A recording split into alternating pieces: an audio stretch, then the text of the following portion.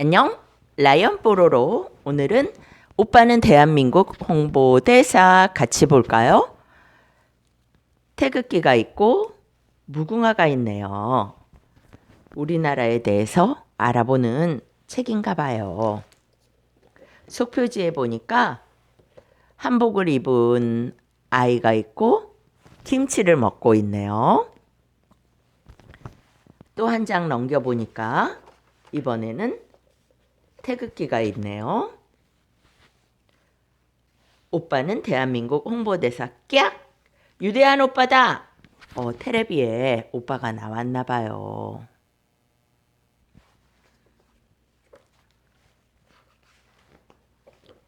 초롱이네 옆집에 유명한 가수가 살아요. 우리나라를 대표하는 댄스 가수 유대한. 유대한은 춤과 노래로 세계적 인기를 얻어 우리나라 홍보대사가 되었죠. 초롱이는 유대한이 홍보대사가 된 게 자랑스러웠어요. 하지만 유대한은 걱정이 앞섰죠.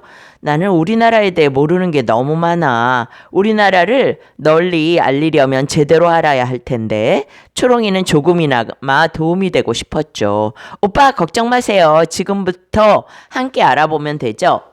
유대한과 초롱이는 우리나라에 대한 조사를 했죠. 커다란 세계지도 속에 오빠 우리나라 어디 있어요? 여기 있다. 아시아의 대륙 동쪽 끝이야.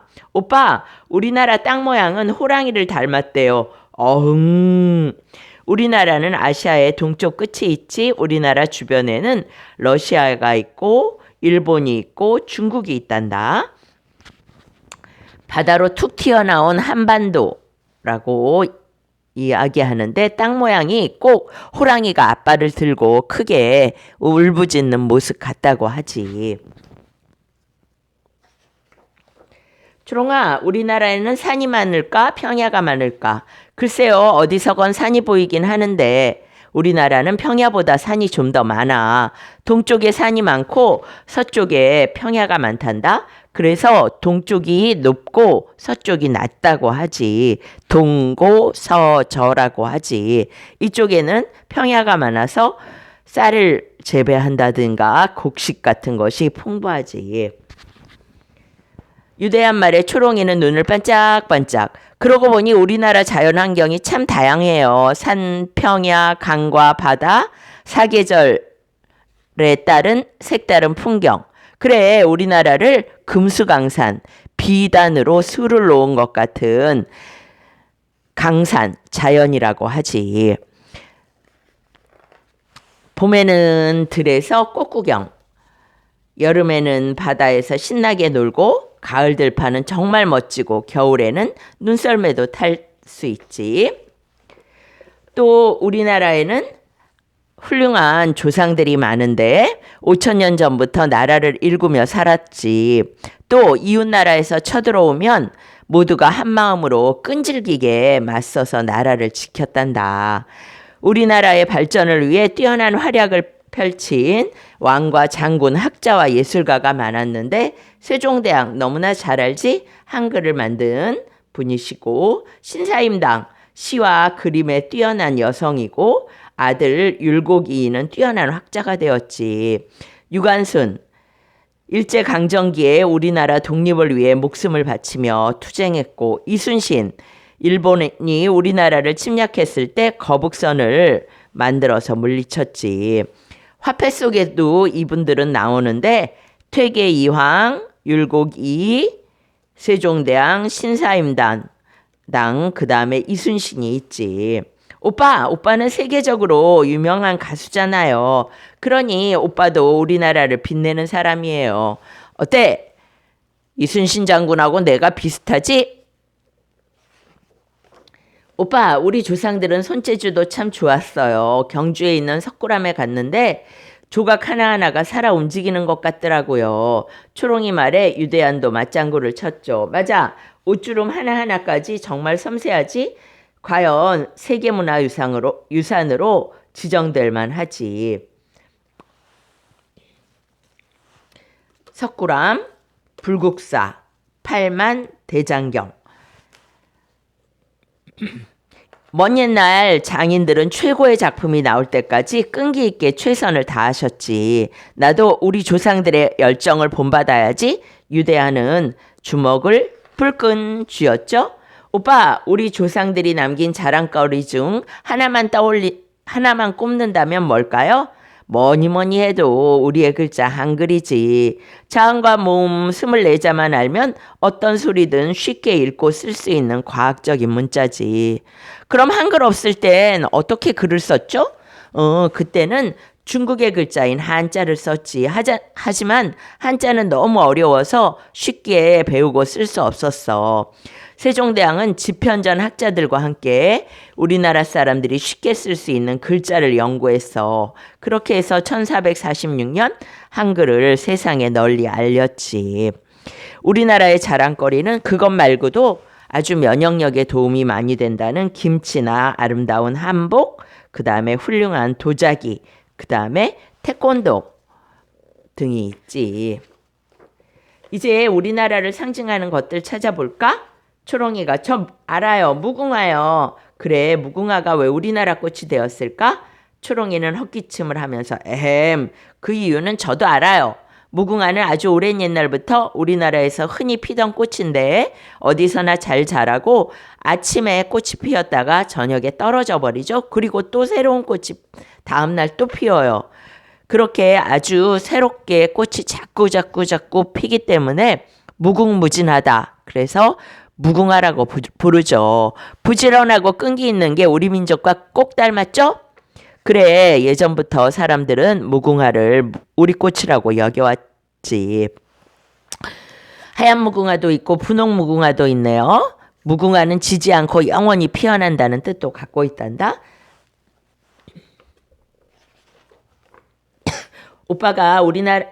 우리나라를 상징하는 게 있어요. 애국가요. 축구 경기에서 오빠가 불렀죠? 동해물과 백두산이 마르고 닳도록. 오빠가 부르니까 애국가가 더 멋지게 들렸답니다. 왠지 가슴이 뭉클해져서 애국가를 부를 때 눈물 날 뻔했단다. 애국가는 우리나라의 자연과 우리나라 사람들의 마음이 담겨 있거든. 백두산으로 이어지는 역사 깊은 땅, 소나무처럼 변치 않는 우리의 마음, 그리고 아름다운 금수강산에 대한 사랑 말이야. 애국가는 1936년 안익태가 작곡했는데 1948년 우리나라 정부가 세워지면서 대한민국 국가로 불리게 되었지. 초롱아, 너 태극기 그릴 줄 알니? 물론이죠. 학교에서 많이 그려봤어요. 태극기는 우주의 만물을 뜻하는 4궤가 있고요. 가운데에는 태극이 있어요. 태극은 붉은색은 음양의 양, 파란색은 어둠, 음양의 음을 뜻하죠. 와, 대단한걸? 그런 태극기는 어떤 의미를 담고 있지? 태극은 밝음과 어둠을 나타내죠. 그런데 둘이 갈라져 있지 않고 마치 하나가 된 것처럼 어우러져 있죠. 밝음과 어둠이 조화를 이룬다는 뜻이랍니다. 와, 대단한걸? 이렇게 태극기는 국경일이나 현충일 같은 슬픈 날에도 다는데 이런 모양으로 태극기를 그 기봉에 끝까지 올려서 달면 기쁜 날이고 광복절, 제헌절, 3.1절, 국군의 날, 개천절, 한글날 같은 날이지. 그 다음에 기폭만큼 내려서 달 때는 조기, 슬픈 깃발이라고 하는데 현충일 같은 날이야. 참, 오빠 외국 자주 나가죠? 외국 사람들이 우리나라에 대해 뭘 주로 물어봐요? 내가 코리아에서 온 가수라고 하면 많은 사람이 북한에서 왔냐고 물어봐. 유대하는 그때마다 우리가 분단 국가라는 걸 새삼 느낀대요. 우리나라와 북한은 같은 말을 쓰고 풍습을 지닌 한민족인데 60년?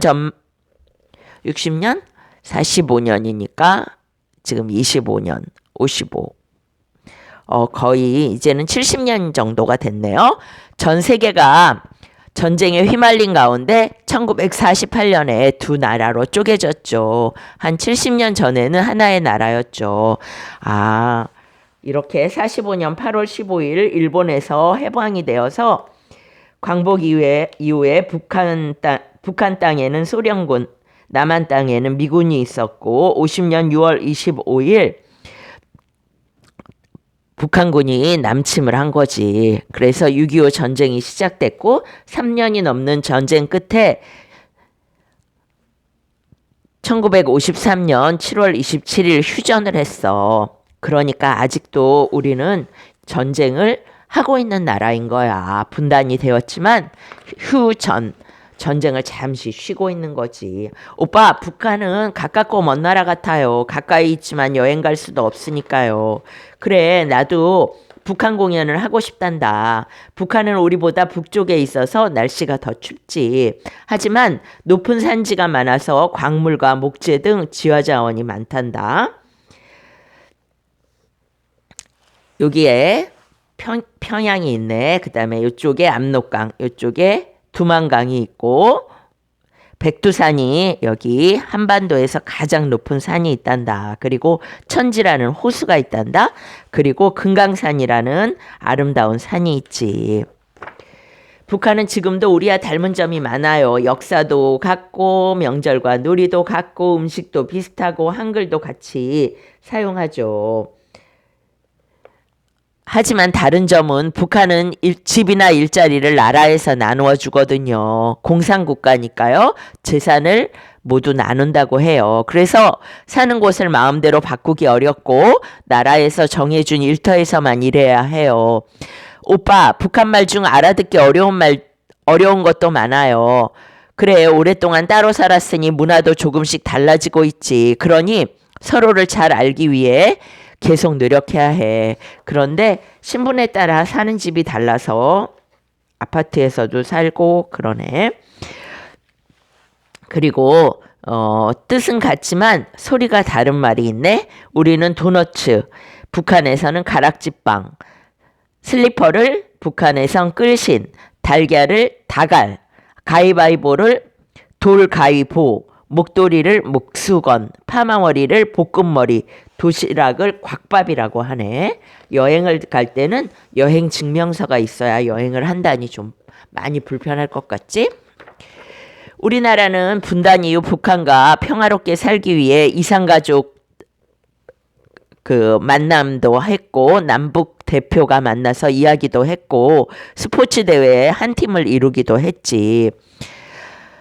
초롱이도 이 나라의 자랑스러운 어린이니까 전 세계에 우리나라를 알리는 멋진 홍보대사가 되자.